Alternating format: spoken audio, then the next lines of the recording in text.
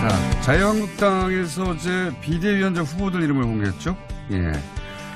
2012년, 당시 새누리당 비대위에서 활동하신 전력이 있는 바른미래당의 이상돈 의원 연결하고 있습니다. 안녕하십니까? 네, 안녕하세요. 오랜만입니다. 오랜만입니다. 네. 제가 그 의원님하고 사실은 통화를 무척 하고 싶었는데, 요즘 같은 상황에서, 새누리당 비대위 활동도 하셨고, 그래서 새누리당에 대한 이해도 있으시고, 국민의당도 계셨었고, 바른미래당도 계시고, 민주평화당도 연을 이어가시고, 그런데 바른미래당은 아닙니다. 그냥 억지로 당적이 있는 거죠. 뭐랄까요. 짧은 시간 내에 많은 보수 정당과 당을 경험하셨고, 그러면서도 지금은 또 모든 정당으로부터 자의반 타의반으로 거리를 두고 계시잖아요. 예. 그래서 볼 수 있습니다. 네.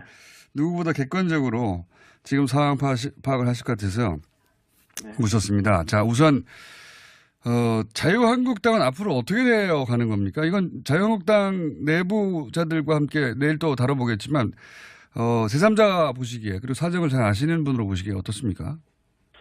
네, 제가 보기엔요. 예. 지난번 지방선거 후에 벼랑간 무릎 꿇고 어떤 그 모습부터 좀 잘못한 것 같아요. 이 상황을 좀 심각하고 진지하게 생각하고 있다. 이런 모습을 좀 보여야 되는데 너무 즉흥적으로 대응을 했고, 그리고 또 비대위원장 요새 온갖 사람들이 물망에 오르고 심지어 또 국민 공모를 한다 이렇게까지 하는데,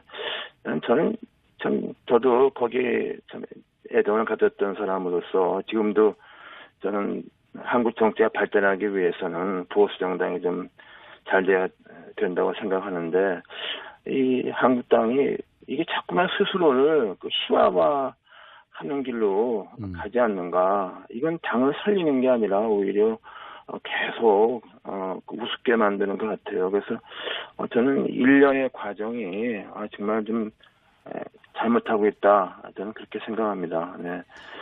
그러면 성공하려면 어떻게 해야 되는 겁니까?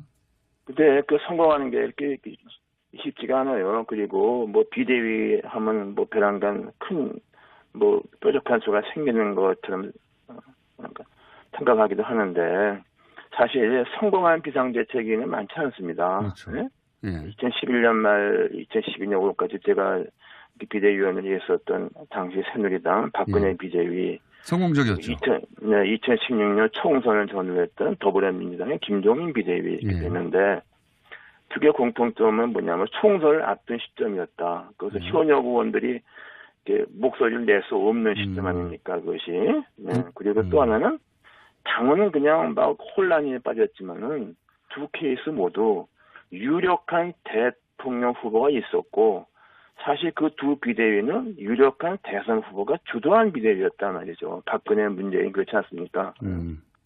그러니까 그 비대위가 무슨 비법의 처방인 것처럼 알고 비대위원장 모시고 비대위원을 갖다가 공모하고 화려하게 누구 신인을 데뷔시킨다. 저는 그게 아니라고 봐요. 그래서 지금 물론 한국당이 상당히 패닉하고 있는 건 사실이지만은 이걸 좀 패닉을 좀 가라앉히고 상황을 수습하고 좀 시간이 있단 말이에요. 왜냐하면 총선이 좀 멀리 있으니까 그것은 역설적으로 시간이 있는 거 아닙니까? 그냥 전반적으로 이 상황을 접근해가는 것이 굉장히 좀 영어로 하면 임머추어하다, 좀 성숙되어 있지 않다고 봅니다. 네. 그리고 미래 권력이 없는, 주인이 없는 그 비대위로 성공하기 어렵다고 짚어주신 거. 네, 그렇습니다.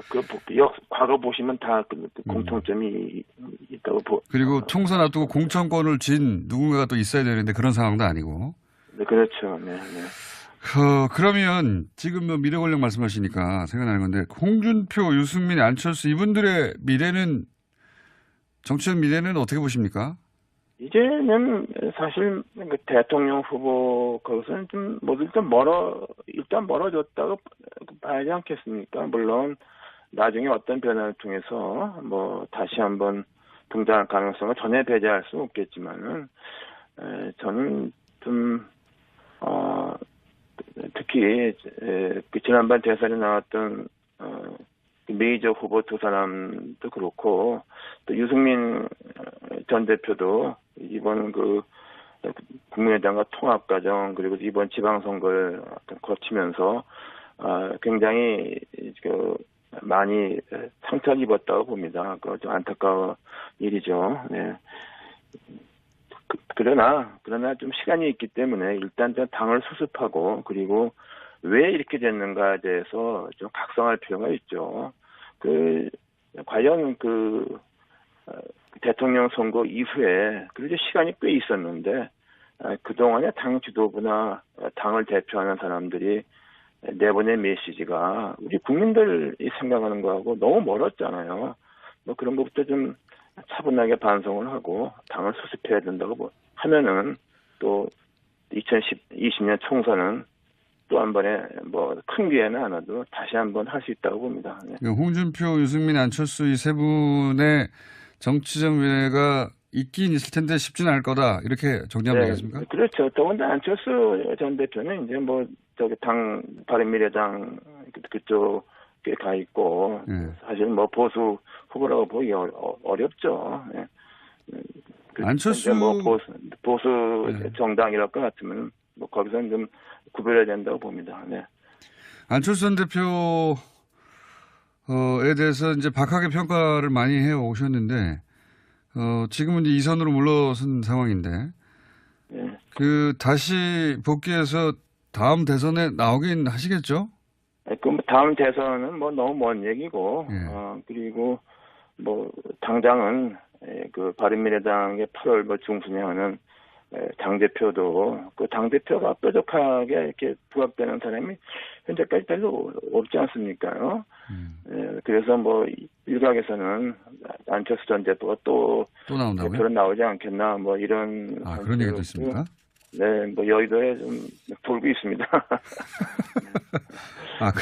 그런 얘기도 있군요. 그 내부적으로. 네. 근데 이제 그 정계 개편을 많이들 예상했었는데 지방선거 이후에 자유한국당과 바른미래당의 어떤 식으로 된 연대든 뭐 해쳐 모여든 제3지대에서 근데 그런 동력은 많이 떨어져 보입니다. 이젠.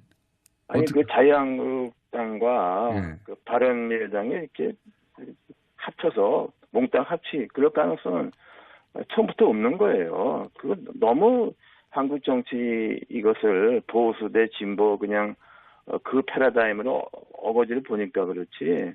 지금 국민의당에서 이제 바른미래당으로 간 호남 출신 의원 좀 몇 분 계시지 않습니까요?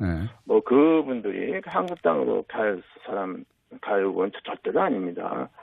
그러니까 당대당으로 몽땅 합쳐서 무슨 범보수가 되고 그건 처음부터 그러면 바른당 있을 수 없는 거예요. 탈당파 분들이 돌아가는 건요. 그건 이제 이제 제가 보기에는 그 자유한국당의 당을 수습하는 과정에서 하나의 변수가 될 수 있고 또 어쩌면 그것이 또 자유한국당이 당을 추스리는 과정에서 또 중요한 요소가 될 수 있죠. 그것은 그러니까 이제 자유한국당이 지금 이 상태에서 뭐 크게 뭐 쇄신을 하고 뭐 공천을 혁신하고 이게 너무 섣부른 얘기입니다. 아직 많이 남았는데 그러니까 지금 당을 수습해가는 과정에서 뭐 그런 일이 이제 발생할 수 있다고 생각합니다. 네. 그러니까 김무성 전 대표를 중심으로 하는 복당파와 바른미래당에 있는 탈당파들이 다시 뭉칠 수도 있다. 그런 그림도 가능할 것이다. 네, 그렇죠. 만일에 이제 김무성 전 대표가 또 어차피 전당대회를 하긴 할 테니까 뭐 지금부터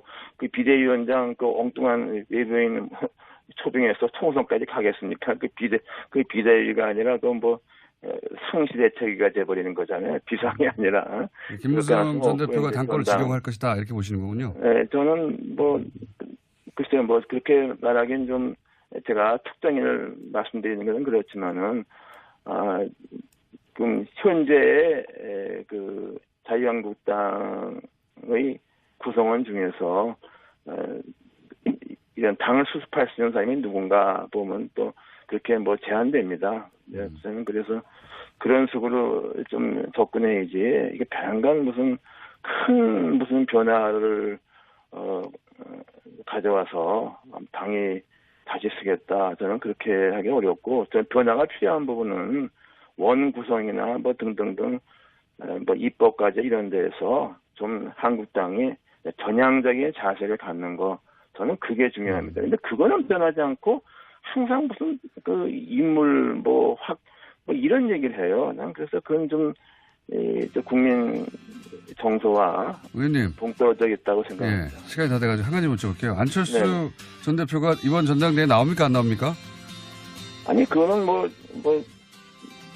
제가 생각하기는 다시 나올 가능성 뭐 배란간 큰 뭐 뾰족한 수가 생기는 것처럼 생각하기도 하는데 사실 성공한 비상대책에는 많지 않습니다. 그렇죠. 네? 예. 2011년 말 2012년 5월까지 제가 비대위원을 했었던 당시 새누리당 박근혜 비대위 성공적이었죠. 2016년 총선을 전후했던 더불어민주당의 김종인 비대위 됐는데 두 개 공통점은 뭐냐면 총선을 앞둔 시점이었다. 그래서 현역 의원들이 목소리를 낼 수 없는 시점 아닙니까 그것이. 네. 그리고 또 하나는 당원은 그냥 막 혼란에 빠졌지만은 두 케이스 모두 유력한 대통령 후보가 있었고 사실 그 두 비대위는 유력한 대선 후보가 주도한 비대위였단 말이죠. 박근혜, 문재인 그렇지 않습니까? 그러니까 또 비대위가 무슨 비법의 처방인 것처럼 알고 비대위원장 모시고 뭐 비대위원을 갖다가 뭐 공모하고 화려하게 누구 신인을 뭐 데뷔시킨다. 저는 그게 아니라고 봐요. 그래서 지금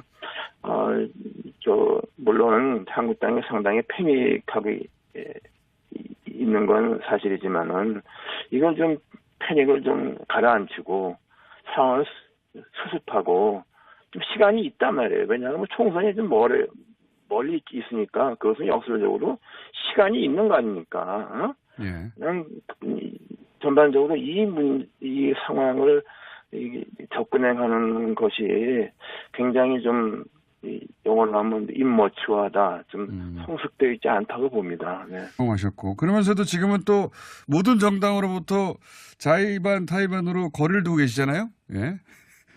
그래서 볼 수 있습니다. 네.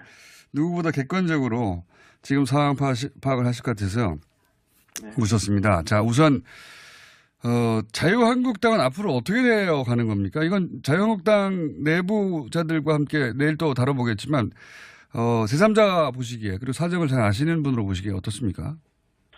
네, 제가 보기엔요.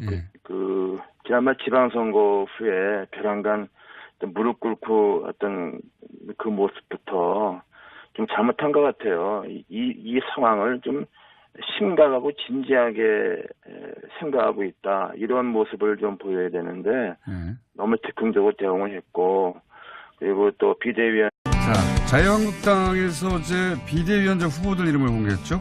예. 2012년 당시 새누리당 비대위에서 활동하신 전력이 있는 바른미래당의 이상돈 의원 연결해보겠습니다. 안녕하십니까? 네, 안녕하세요. 오랜만입니다. 오랜만입니다. 네. 제가 그 의원님하고 사실은 통화를 무척 하고 싶었는데 요즘 같은 상황에서 새누리당 비대위 활동도 하셨고 그래서 새누리당에 대한 이해도 있으시고 국민의당도 계셨었고 바른미래당도 계시고 민주평화당도 연을 이어가시고 그런데 바른미래당은 아닙니다. 그냥 억지로 당적이 있는 거죠. 뭐랄까요. 짧은 시간 내에 많은 보수 정당과 당을 요새 뭐 온갖 사람들이 그냥 물망에 오르고 뭐 심지어 또 국민 공모를 한다 뭐 이렇게까지 하는데 저도 거기에 참 애정을 가졌던 사람으로서 지금도 저는 한국 정치가 발전하기 위해서는 보수 정당이 좀 잘 돼야 된다고 생각하는데 이 한국당이 이게 자꾸만 스스로를 희화화하는 길로 가지 않는가. 이건 당을 살리는 게 아니라 오히려 계속 우습게 만드는 것 같아요. 그래서 저는 일련의 과정이 정말 좀 잘못하고 있다. 저는 그렇게 생각합니다. 네. 그러면 성공하려면 어떻게 해야 되는 겁니까? 근데 그 성공하는 게 이렇게 쉽지가 않아요. 그리고 뭐 비대위 하면